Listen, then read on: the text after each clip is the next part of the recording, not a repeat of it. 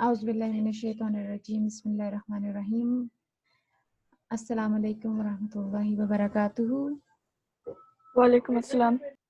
How's everyone? Good. Good. Okay, inshallah. Let's start. And Zoya, you were absent yesterday, so did you get chance to listen the video I shared, the recording?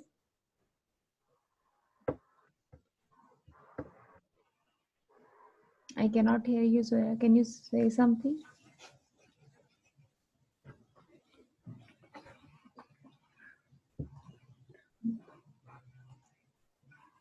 No, I cannot hear you. Okay, yesterday we started like you have to skim the paragraph and you have to explain it in your own words. Okay.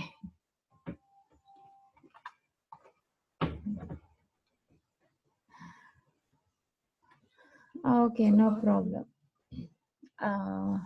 So inshallah, today whoever can speak will do that, inshallah. So let's start with Ali, and first of all I'll recite the dua and then you can start, inshallah. نحمده ونصلي على رسوله الكريم أما بعد فأعوذ بالله من الشيطان الرجيم بسم الله الرحمن الرحيم رب اشرح لي صدري ويسر لي أمري واحلل عقدة من لساني يفقه قولي رب زدني علما اللهم فقهنا في الدين آمين. So inshallah, Ali, you can start and then. Okay. So for the beginning paragraph. Yeah, this is the translation of the verse from 1 through 8. So yeah. Yes. So you can read that and quietly in your own words. Then you can explain it. So all praise is due to God, who has bestowed this book from on high on his servant and has ensured that it remains free of distortion, unerringly straight, meant to warn people of a severe punishment from himself, and to give the believers You who don't do have good. to read everything aloud. You just explain whatever you understand from it. Okay. So as we did yesterday. Okay, so basically, Allah has bestowed the book on us, and so Muhammad sallallahu alaihi wasallam. It is like it says unerringly straight. So basically, it means like it's straightforward. It's very, very clear. It warns the disbelievers of a severe punishment, and it gives the believers who do good news. So yeah, that's basically wrapping it up. Okay, Jazakallahu khair, inshallah. So I think that was the translation of the verses. So you can do these two paragraphs. Okay. The opening speaks of like it speaks like of like a very like decisive position. It basically combines praising Allah and expressing gratitude to him, like being thankful to him, and also being and expressing gratitude like to Muhammad and for Muhammad, and then for making the Quran pretty like clear. Nothing like there is no way you can call the Quran like how it says here evasive or dodgy, as in it's hard to understand. It makes it okay.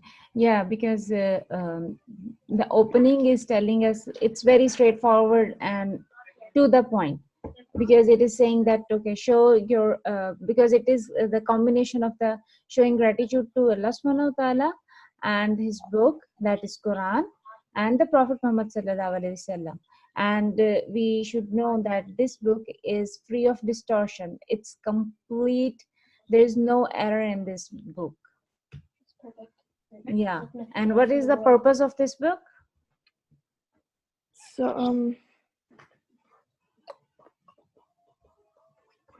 I'm just reviewing my notes. Yeah, it's in the last line. What is the purpose? This makes a very strong, no, unerringly straight. To warn people to spare punishment from Allah's one. Oh yeah, there it is. Okay.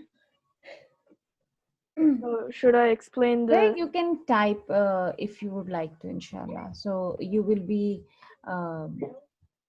communicate with us and you will be involved in the class, inshallah. Okay. And the next paragraph, Ali. Okay.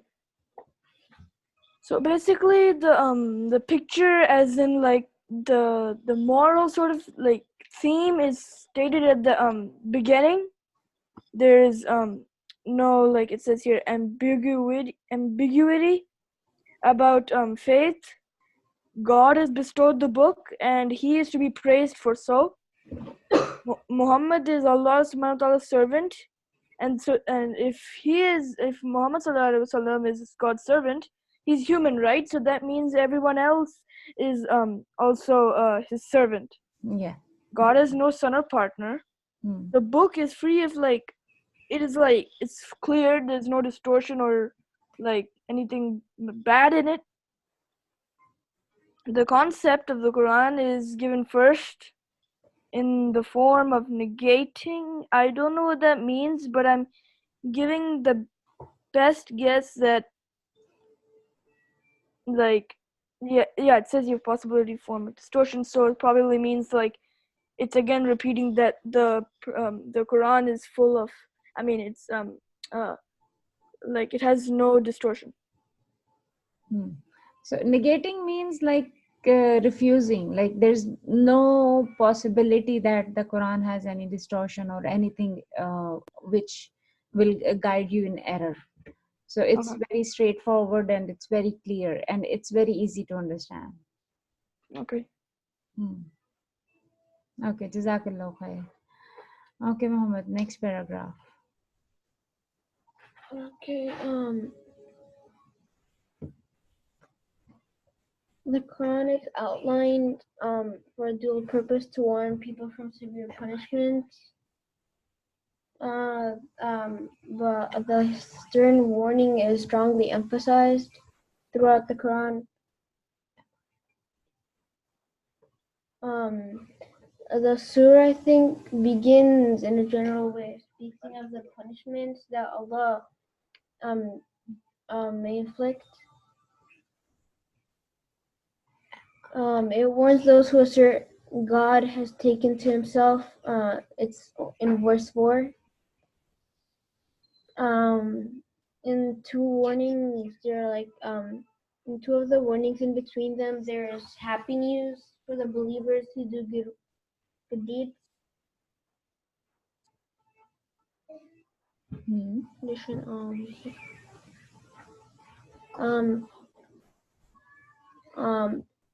It's not confined to theoretical.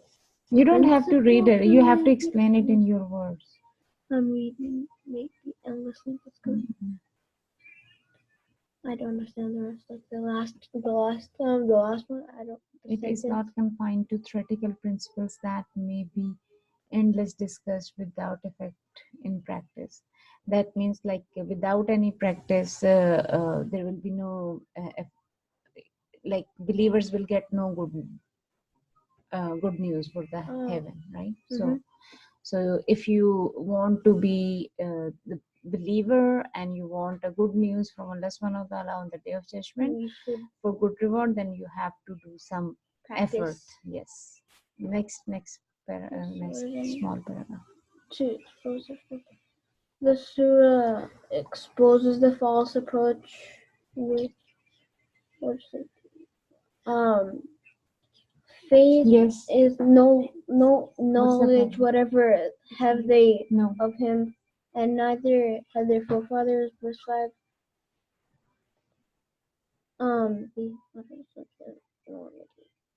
In verse 5 it says, dreadful indeed is this saying that issues from their mouth. What is dreadful? What were they saying? Their despicable attitude and their real knowledge. No. What was exactly what they were saying?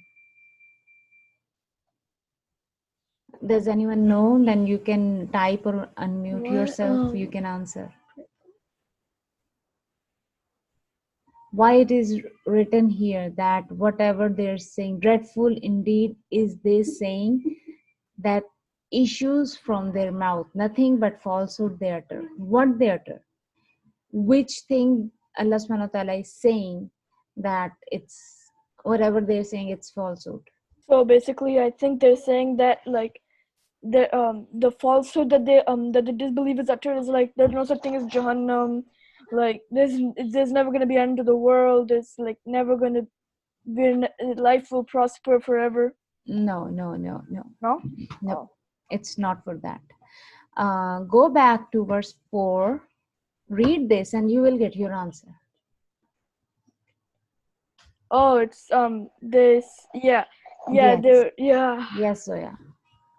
God has taken to himself son. That was they were saying it.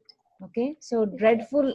So that's why Allah subhanahu wa ta'ala is saying that issues from their mouth, whatever they are saying, it's nothing but falsehood they utter.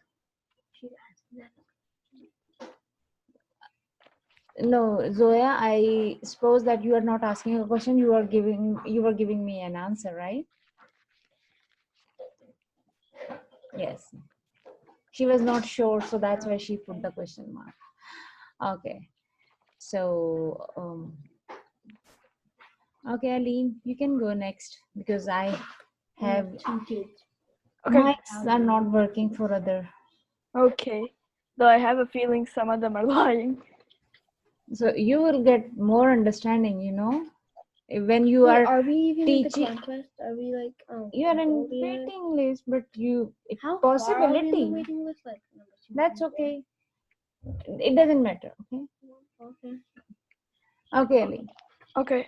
So the surah then moves to expose their false approach. So basically, the surah is now going to like expose, as in like explain, their like false approach is basically him having Allah subhanahu wa ta'ala having a son.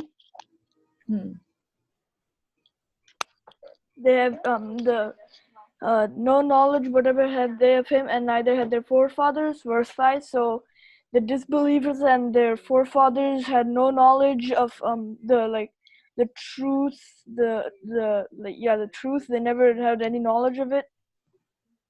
Yeah, and then that's basically it.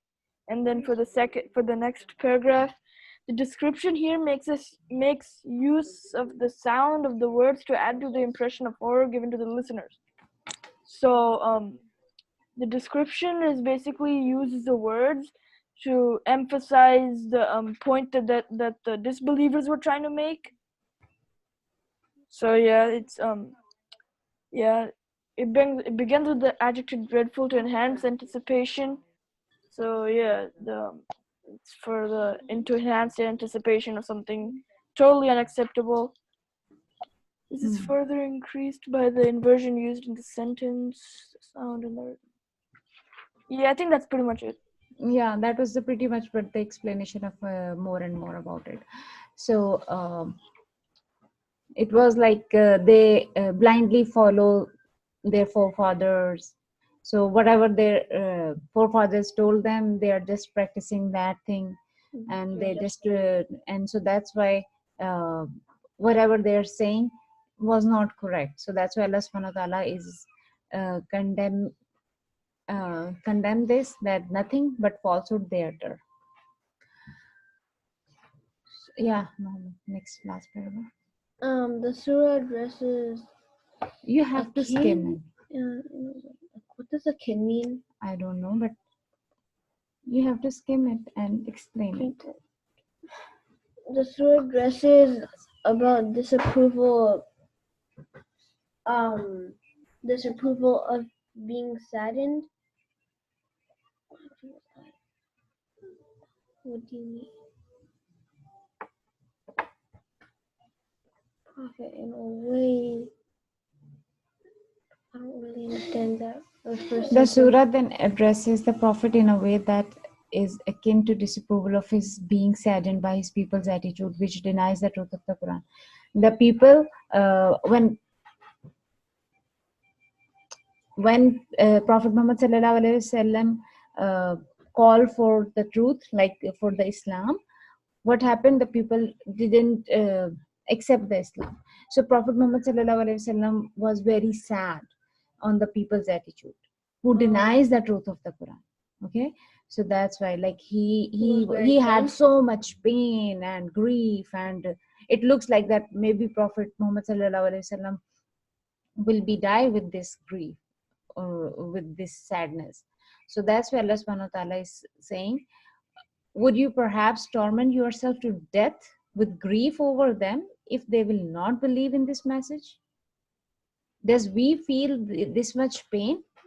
Did you ever feel a pain when you see a disbeliever that they are not Muslim? What will happen? At the end, they are going to the hellfire. Did you ever feel a single time? Yes. Yeah. Yes. If you feel it, the sadness, or you feel grief about it, then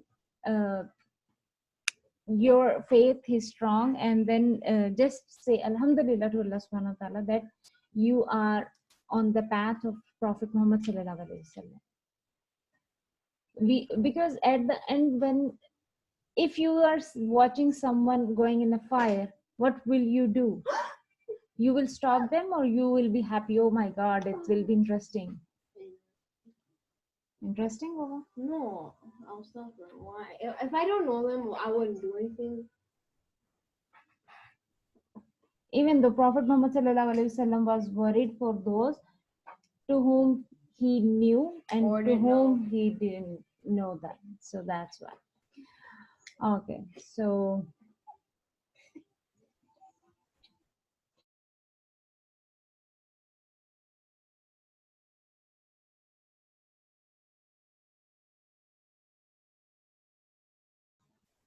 Tarim, can you read next two paragraphs?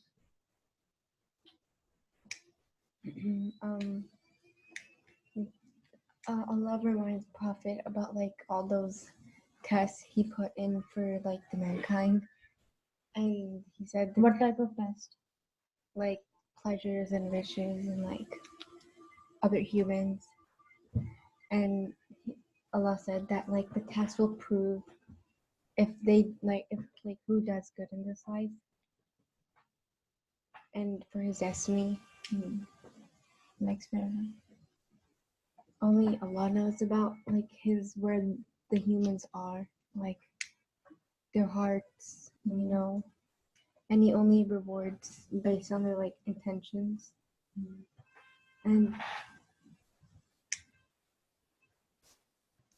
yeah. Okay. So, Zara Sarah, would you like to read or explain something? Or still mic not working?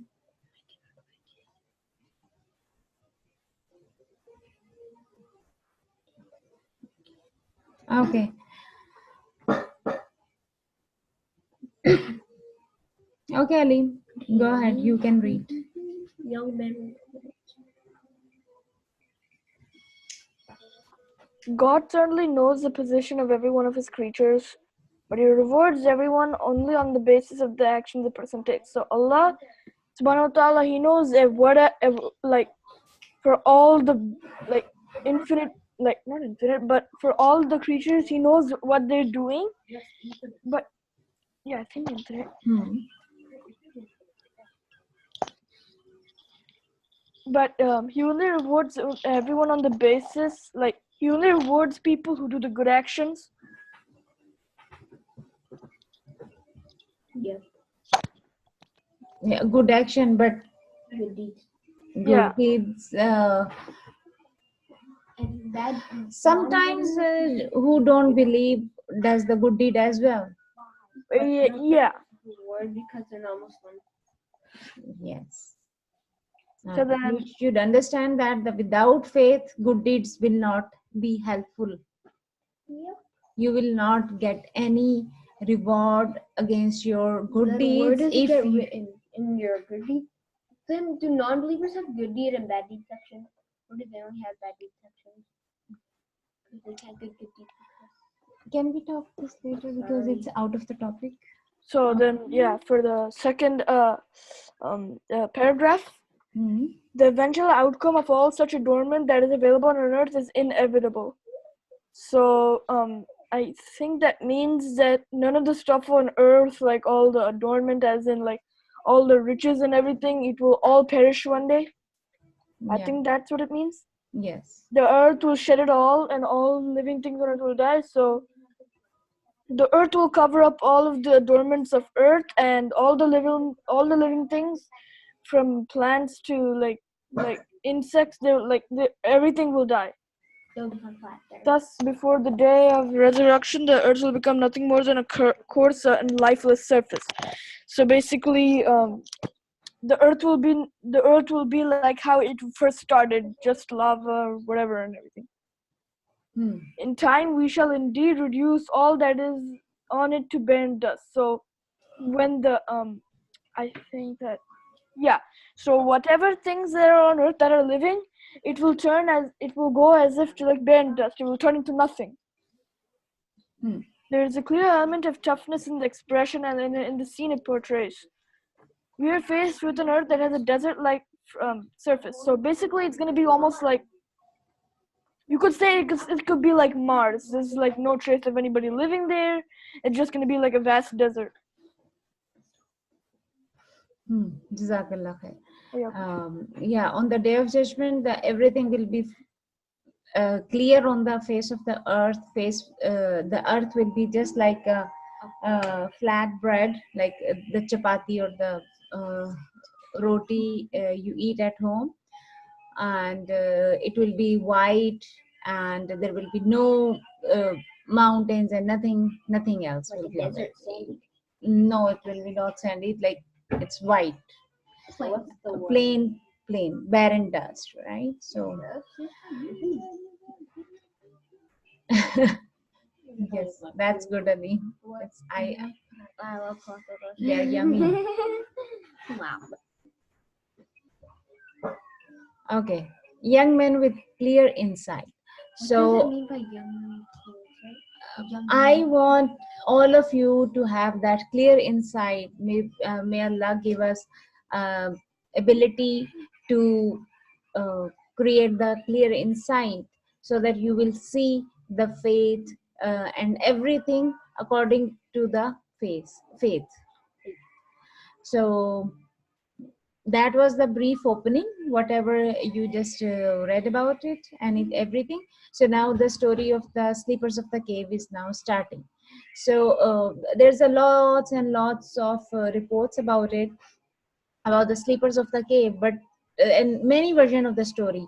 Maybe you will read some different style of a story in some other books,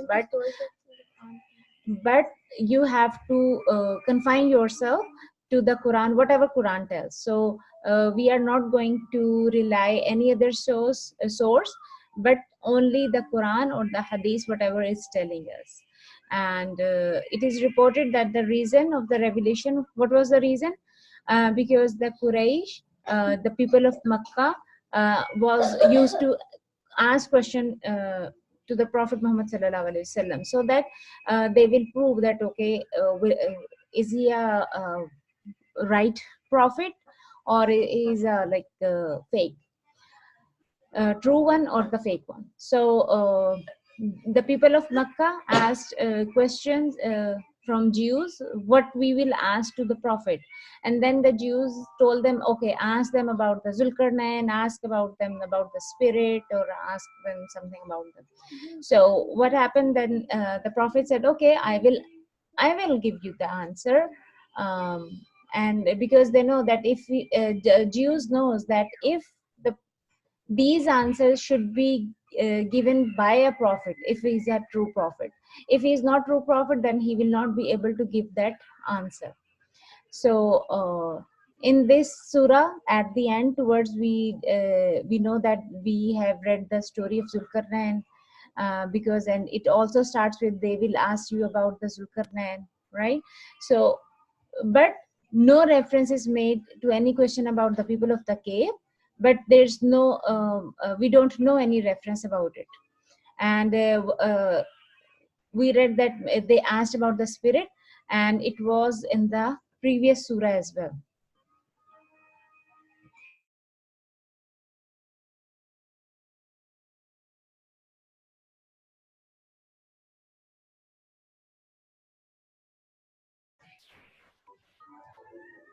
And then the structure of the story begins. How? Before its narration in detail, it is shown in the series of the scene. Now, there's some gaps in the story, but we can relate to it. So, whatever is a translation, right? It's from verse from 9 to 12. Do you think that the people of the cave and its scripture were wonder among our signs? Wait, aren't we supposed to teach you? Actually, I want to cover up, so that's why. Okay. So, because you were going very slow. So sorry for that. So, inshallah. Okay. So, this sums up the whole story, showing the main lines and feature.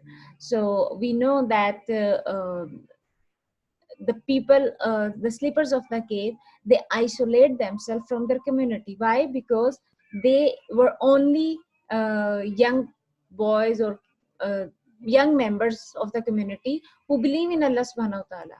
And when they declared that they are believing in Allah subhanahu wa ta'ala, the community want them to turn back to their old belief. So and they were not prophet, and they were not very strong people, so it was good for them to leave that place, because they don't want to be in trouble, because if they will stay there, so they might change it, or they might kill them. So that's why they just ran away from that community, and they took a place in cave. And a cave, what is a cave? A cave is a natural chamber in a mountain or under rocky ground. Okay. And while the inscription refers to, most probably, to the record of their name, which was perhaps the one hung at the entrance of the cave. So in the translation, you can see the people of the cave and the inscription. It is a translation of the verse. Okay.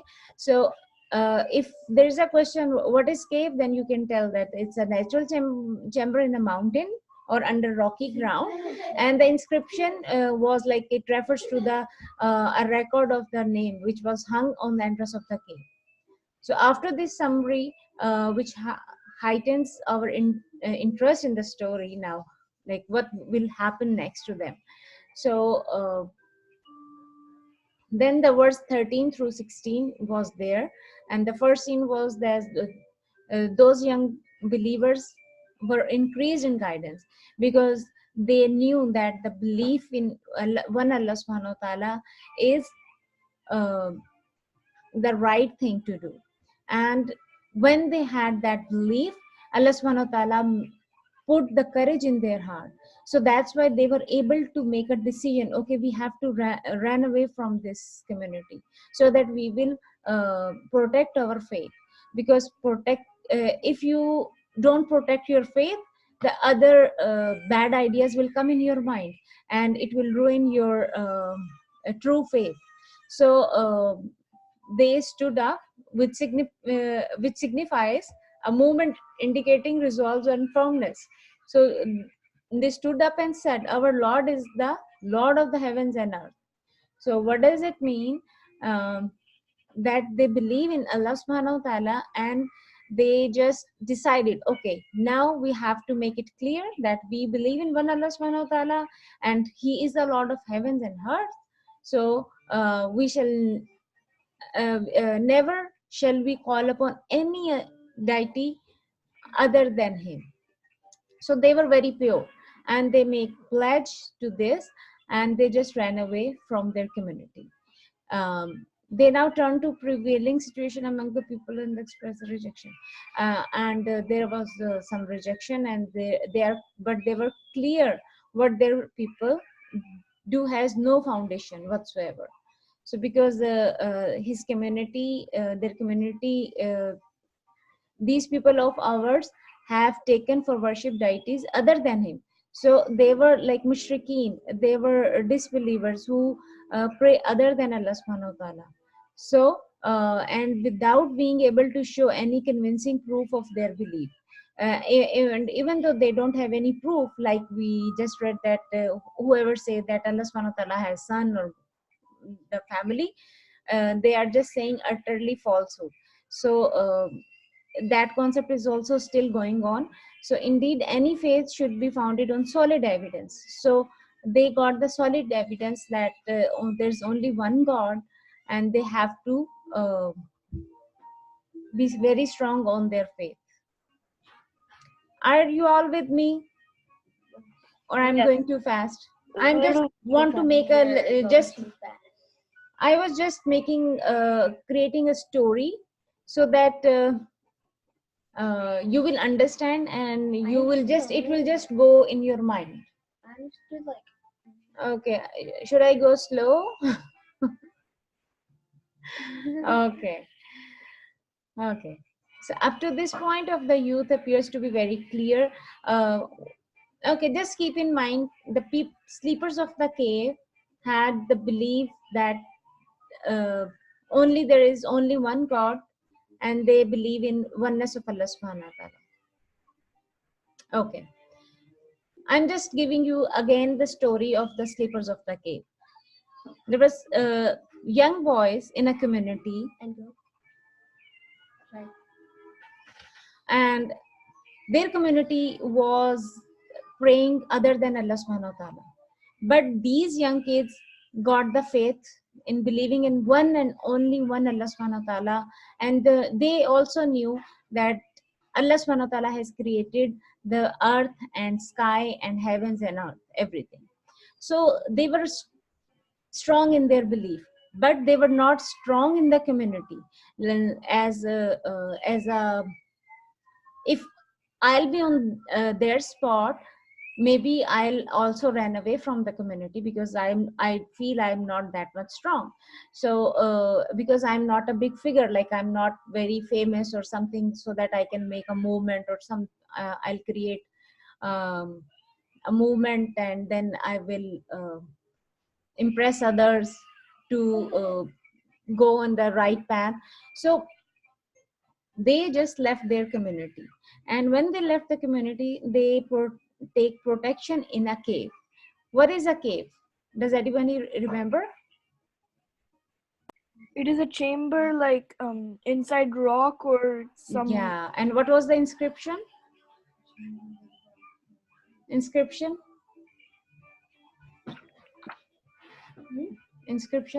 Well, the name, most probably it's the name was what cave were they wall. hung on the cave wall? Yes. Their names. Yeah, the names that Is it were, still there? I don't know. I didn't visit there, so I don't know. So whatever they made decision, they were very strong on that.